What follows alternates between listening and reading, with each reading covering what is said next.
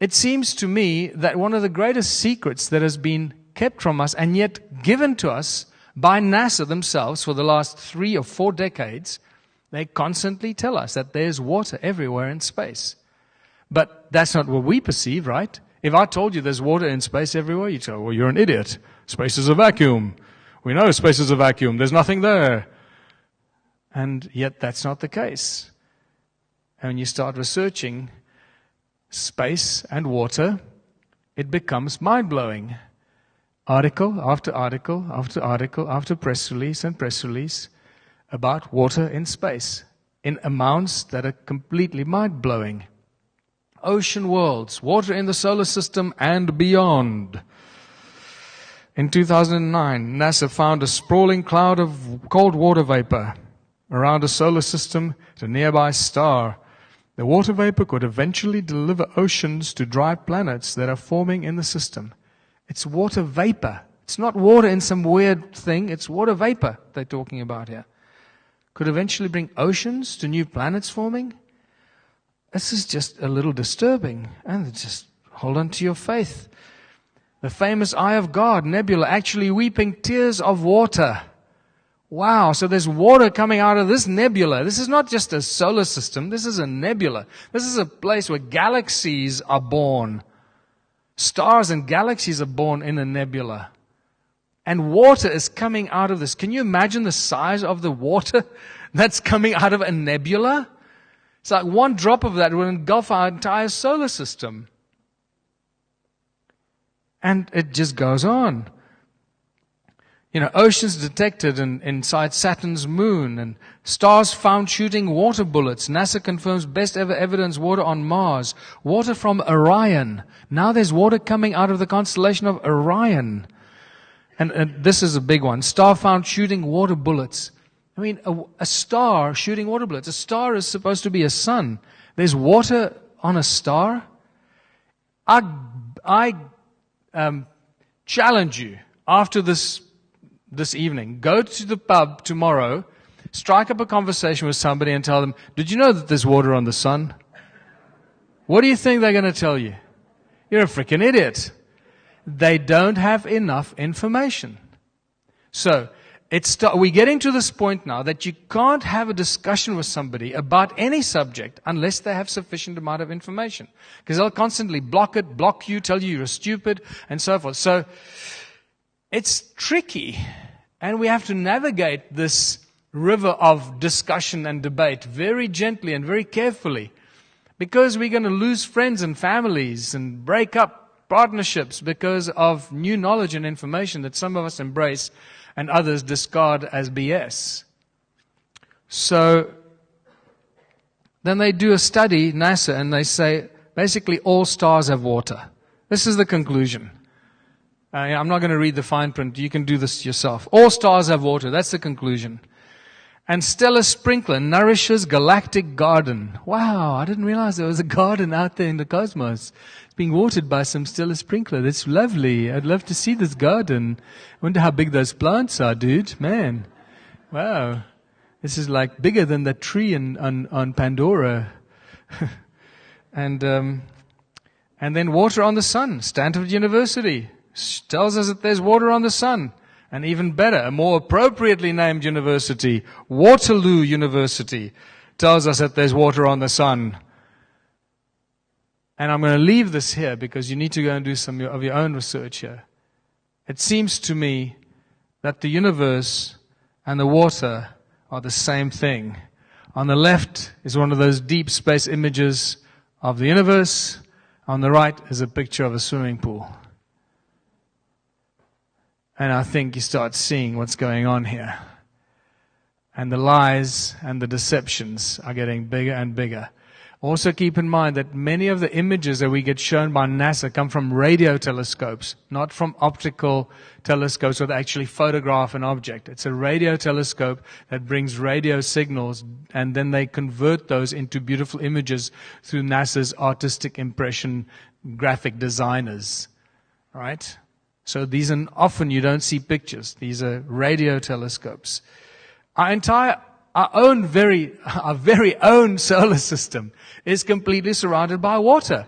They tell us it's ice, but can we believe them? Is it ice or is it water? Like water vapor, like that other thing? I don't know, but we call it the Kuiper Belt.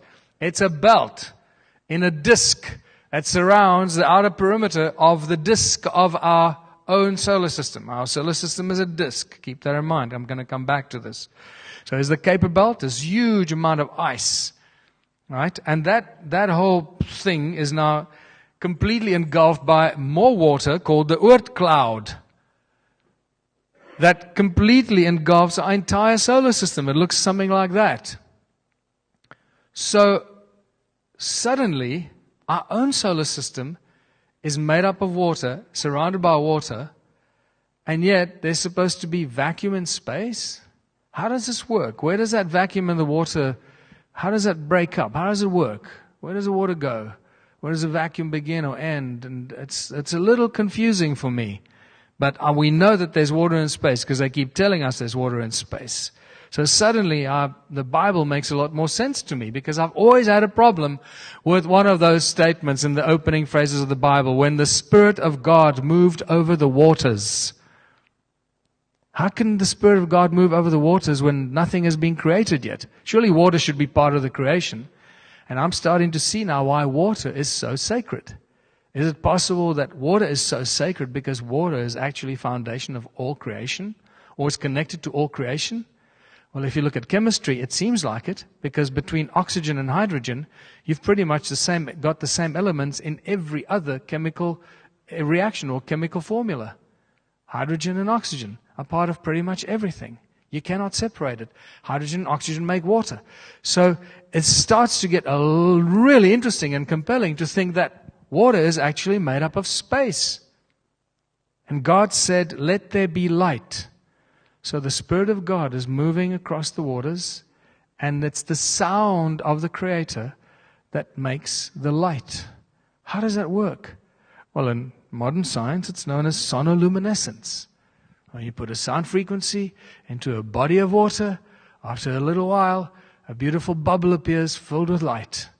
Sound in water. Sonoluminescence. God said, "Let there be light." Is it possible that water is the stuff that holds the universe together? I'm beginning to believe that. I'm no longer believing the lies of NASA and their fake CGI images that they send us and give us. Sorry. In 2013, astronaut Luca Parmitano almost drowned on a spacewalk. How does an astronaut almost drown in a spacewalk? And they covered it up by putting out a press release. So they always have a back door. They always have a back door out. But if space is water, where does the watery space begin? Where is the edge? Well, if we start listening to what the Bible tells us in some ancient scriptures, maybe we should listen to all of it. It says, God placed the firmament in the sky to separate the waters of the heavens from the waters below. I have no idea what that means, but I'm starting to get an interesting picture. And then how did God create the flood? It tells us God opened the gates of heaven to let the water pour in on the earth. Okay, now I'm starting to see how you can create a flood. If space is water, it's starting to make more sense. And then suddenly, vacuum just becomes a myth and not a scientific fact. Because the simple basic physics of a vacuum in space just doesn't work. If there are any scientists that actually just think about this, or physicists, the whole thing of vacuum in space is just not compatible with any kind of physics formula or physics that we can put to it. Where does the vacuum begin? Vacuum is one of the most powerful forces of nature. Where does that vacuum begin? We often get confused between gravity-free and vacuum. They're not the same thing. Just because there's no gravity doesn't mean you're in a vacuum. And just because you're in a vacuum doesn't mean there's no gravity.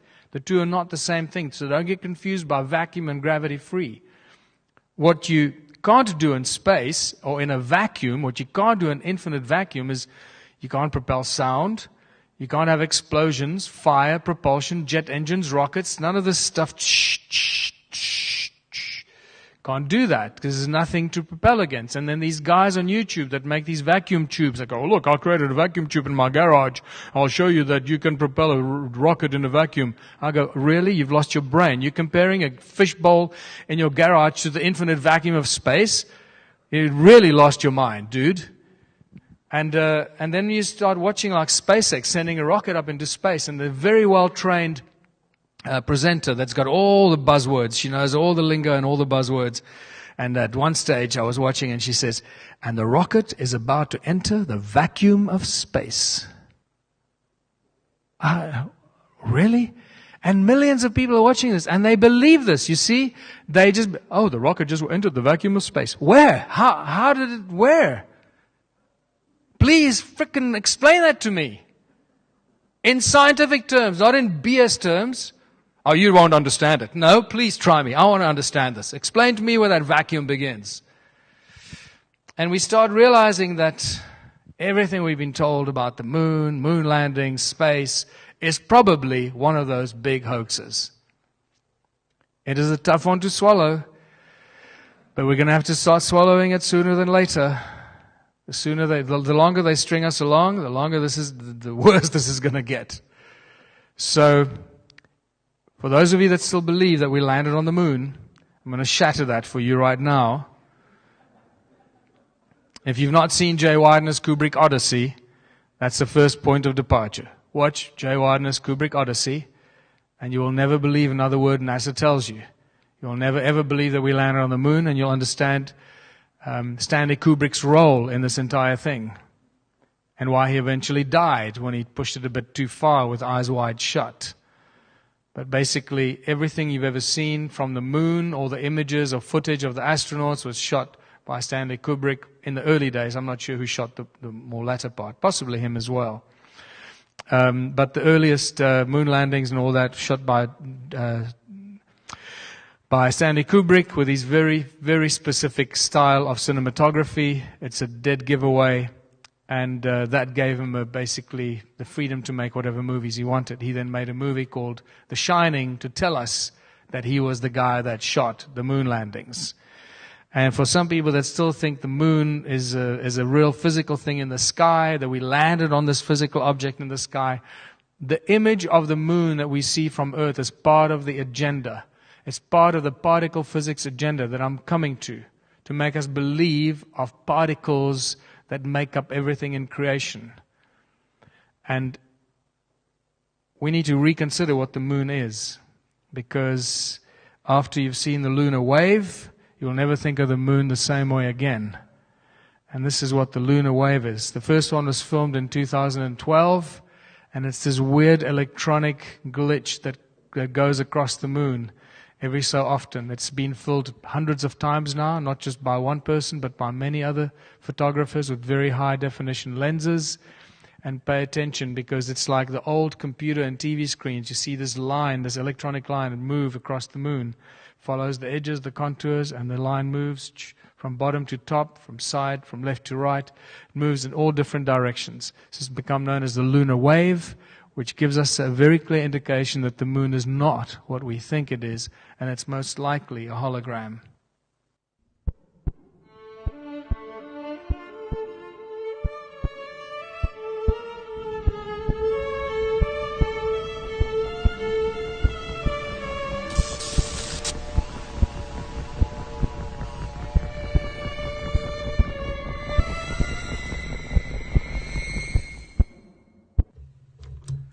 All right, welcome to the Crow Discovery Project. Again, this is the 2012 lunar wave footage, the best example of the lunar wave that we have, and I'm going to show you some things that sharp-eyed followers have spotted long, long ago, and that I have talked about, but I have never taken the time to carefully illustrate.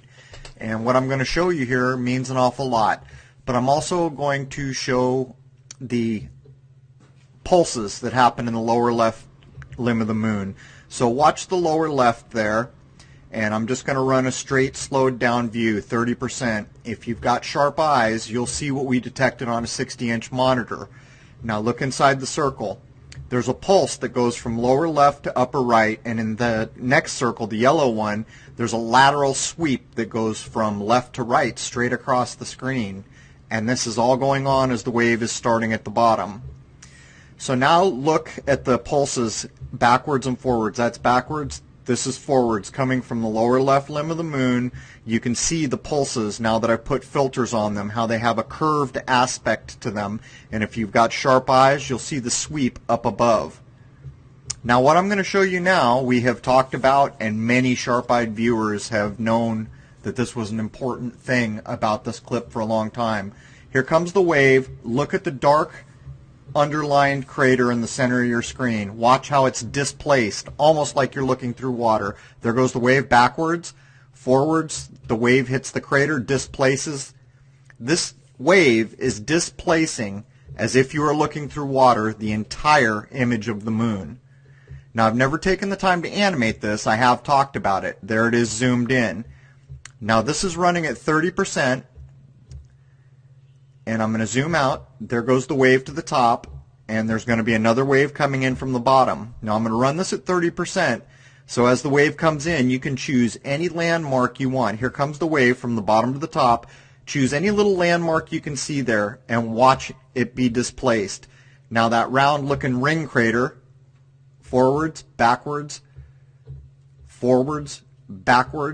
and one more time forward, and I'll zoom out. And you can watch it go all the way to the top. Again, this is at 30% with quite a few filters like Find Edge and some other things, Invert. Okay, I think you get the gist of that. This has been filmed many times now, not just by one person. So it seems to me that that we're not looking at anything physical, and that this hologram or whatever the hell that is possibly hiding something that's really behind it. And then the Mars landing, you know, and when we first landed on Mars, I got so excited. I was just really excited about the Mars probe and all the pictures from Mars. Boy, it was like one of the happiest days of my life. So for me to come to terms and admit that this is probably a hoax is just really a tough pill to swallow.